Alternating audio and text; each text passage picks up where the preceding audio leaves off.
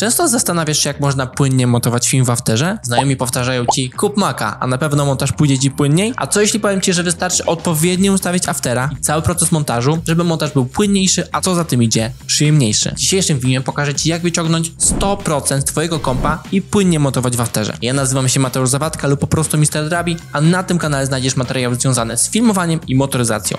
Zaczynamy. Tylko nie zrozum mnie źle, kupno nowego kompa na pewno przyspieszy montaż filmów. Oczywiście jeśli był szybszy niż twój poprzedni.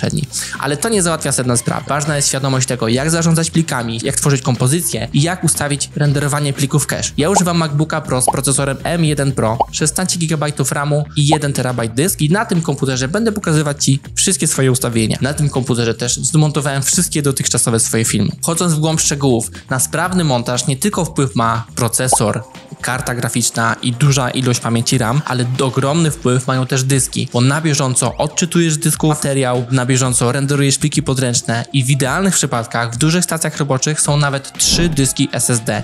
Jeden poświęcony jest na system i program, drugi poświęcony jest na pliki podręczne cache, a trzeci poświęcony jest na twój materiał, tak żeby nie zapychać przepustowości w trakcie montażu filmu. Ale nie będziemy omawiać takiego przypadku, będziemy omawiać dzisiaj przypadek jednego dysku SSD na Macu, na laptopie bądź na komputerze stacjonarnym. No i w dzisiejszym filmie omówimy sobie, ile wolnego miejsca powinien mieć dysk SSD, jak ustawić generowanie plików podręcznych i przechowywanie plików podręcznych cache w Afterze, jak ustawić generowanie tzw. live preview, czyli w trakcie montażu, żeby renderował ci się podgląd, jak odpowiednio ustawiać kompozycję, jak zarządzać sobie jakością generowanego podglądu w Afterze, no i na samym końcu pokażę ci program do czyszczenia pamięci RAM. Zaczynamy od podstaw. Dyski SSD w dzisiejszych czasach są naprawdę błyskawicznie szybkie. Potrafią zapisywać i odczytywać nawet 7 GB danych na sekundę.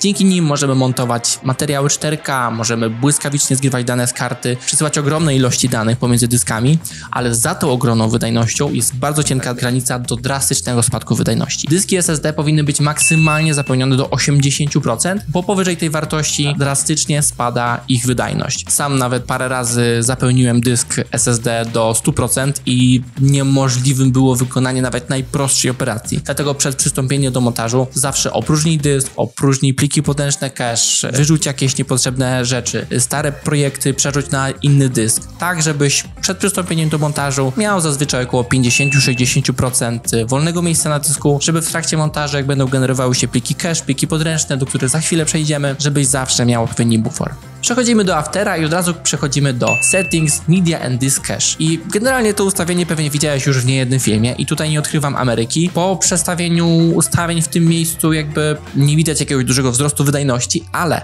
ważne jest to ustawienie dla naszych dalszych kroków. Pliki cache podręczne to są te pliki, które renderują się już w trakcie twojego montażu, żebyś na bieżąco mógł sobie podglądać, co aktualnie zmontowałeś. Ja do filmów, do krótkich rolek do około 30 sekund zarezerwowałem sobie 100 GB przestrzeni na dysku. To jest około 10% pojemności mojego dysku. Do krótkich rolek to jest dużo za dużo, ale wolę mieć jakąś rezerwę, gdzie przy jakichś dłuższych montażach te pliki nie będą mi się nadpisywały i na bieżąco będę miał możliwość obejrzeć cały swój montaż. Dlatego w tym miejscu ustaw sobie około 100 GB, ja mam teraz 92, ale zrobimy sobie 100 GB, klikamy OK. Często przed przystąpieniem do montażu też warto jest opróżnić sobie pliki podręczne. Przechodzisz sobie w dół i klikasz Clean Database and Cache i After teraz usuwa wszystkie pliki podręczne, które były wygenerowane wcześniej i tym samym zwalnia ci miejsce na dysku. Klikamy OK. Drugim miejscem na szybszy dostęp do opróżnienia plików podręcznych jest Edit, Purge i All Cache albo All Memory and Disk Cache. I generalnie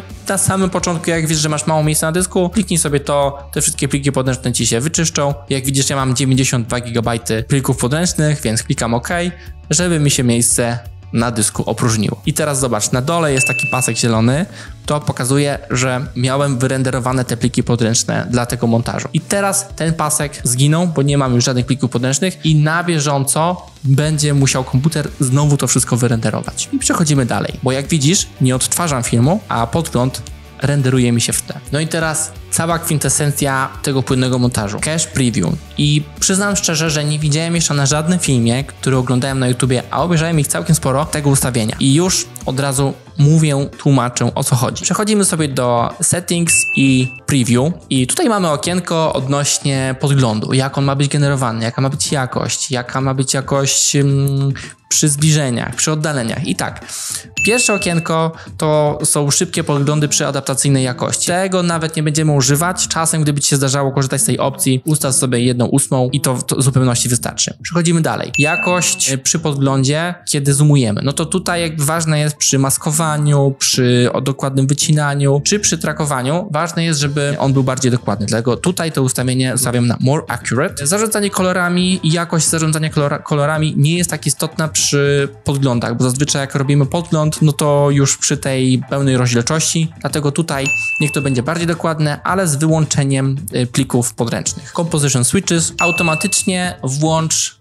frame blending i motion blur rendering, żeby zawsze automatycznie przy włączaniu frame blendingu i przy włączaniu motion blura podgląd również się renderował z tymi ustawieniami. Kolejne audio i to jest bardzo istotna rzecz i taka w sumie można powiedzieć uprzyjemniająca pracę, bo tutaj chodzi o to, że w momencie kiedy puszczasz podgląd i on nie jest w czasie rzeczywistym, no to audio się tak deformuje, jakieś takie spowolnione deformacje są i po zaznaczeniu tego checkboxa audio się nie odtwarza, jeśli nie odtwarza się w czasie rzeczywistym i sobie je zaznacz. Przechodzimy do ostatniego okienka i tutaj jakby to jest najważniejsze ustawienie, które znacząco przyspieszy Twój podgląd i pracę w Afterze. O co chodzi? Chodzi o to, żeby After renderował pliki podręczne w trakcie, kiedy nic nie robisz albo kiedy nie zajmujesz się konkretnie gdzieś docinaniem ujęć, a na przykład ustawieniem efektów. I kiedy ma zacząć to robić? Niech zacznie to robić po 4 sekundach, jakie klatki ma cache'ować. I to jest ważne, żeby to nie było od konkretnego wskaźnika czasu. Ważne jest, żeby to było w okolicach tego wskaźnika czasu, żeby wyrenderował trochę z przodu i trochę z tyłu. I to zostawiamy sobie tak.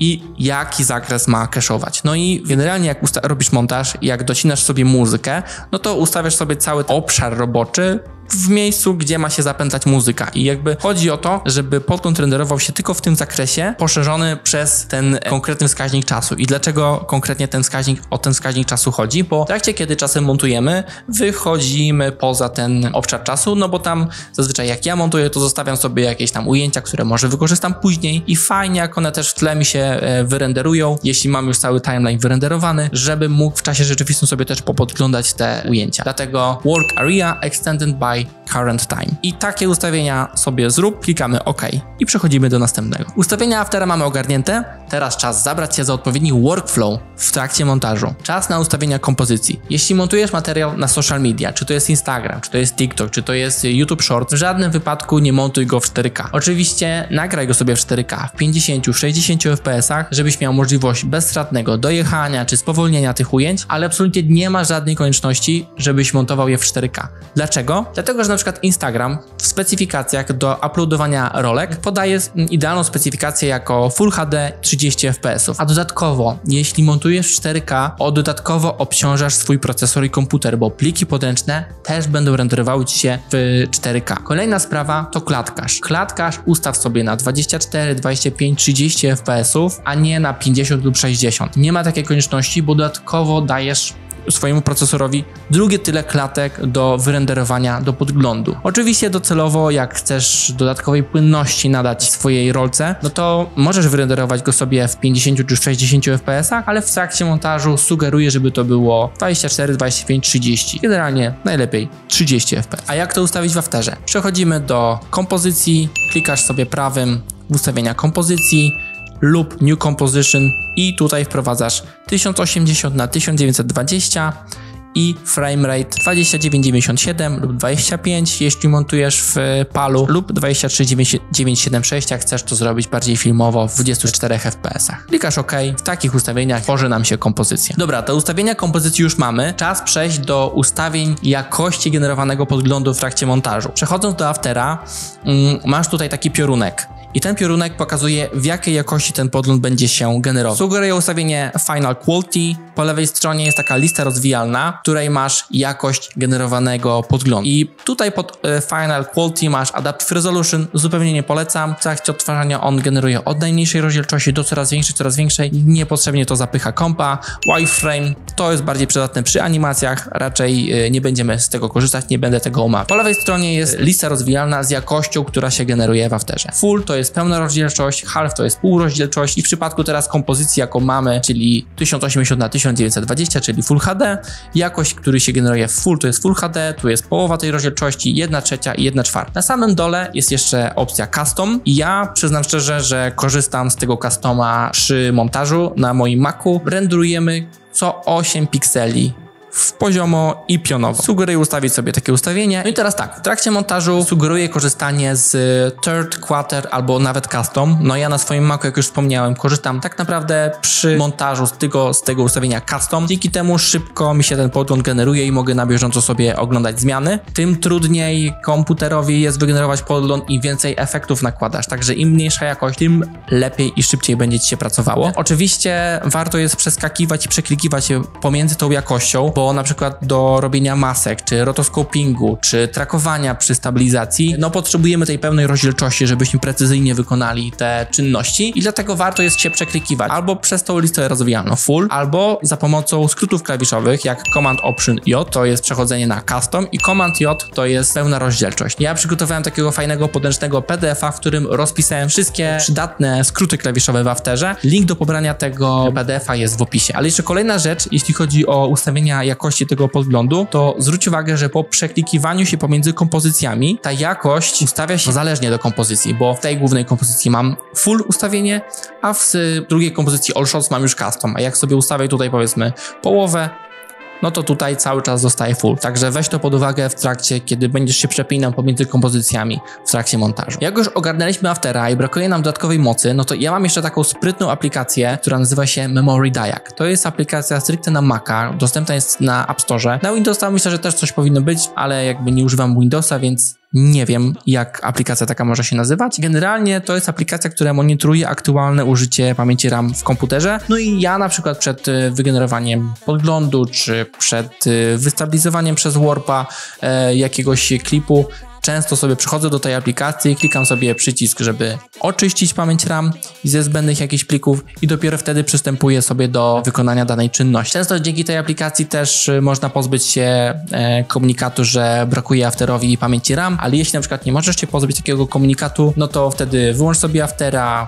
uruchom kompa ponownie, albo nie uruchamiaj, tylko spróbuj uruchomić Aftera jeszcze raz, ale przed uruchomieniem jeszcze oczyść sobie pamięć podręczną za pomocą tej aplikacji i to powinno pomóc. A właśnie, w ogóle, ja zapomniałem o takiej opcji w Afterze. Przechodzisz sobie do Settings i Memory and Performance. I to jest zakładka, w której mówimy Afterowi, ile ma zostawić pamięci RAM dla pozostałych aplikacji, czy Adobe, czy też innych aplikacji działających w tle. Więc generalnie im mniej tego RAMu zostawimy, a więcej zarezerwujemy dla Aftera, tym lepiej. Ale za mało też niedobrze, żeby tamte pozostałe aplikacje też sprawnie działały, no bo czasem korzystam na przykład z Photoshopa, żeby wykonać jakąś animację w Afterze, więc tutaj takie 5 GB przy 16 GB RAMu jest takim złotym środkiem. Oczywiście im więcej zostawisz RAMu dla Aftera, tym lepiej. Po obejrzeniu tego filmu jestem w 100% pewien, że montaż filmu w Afterze znacząco przyspieszy. Dzięki świadomości tego, co jak działa w tle, będziesz w stanie na bieżąco identyfikować potencjalne problemy z wydajnością i sprawnie je sobie eliminować. Pamiętaj, żeby zarządzać miejscem na dysku, opróżniać kosz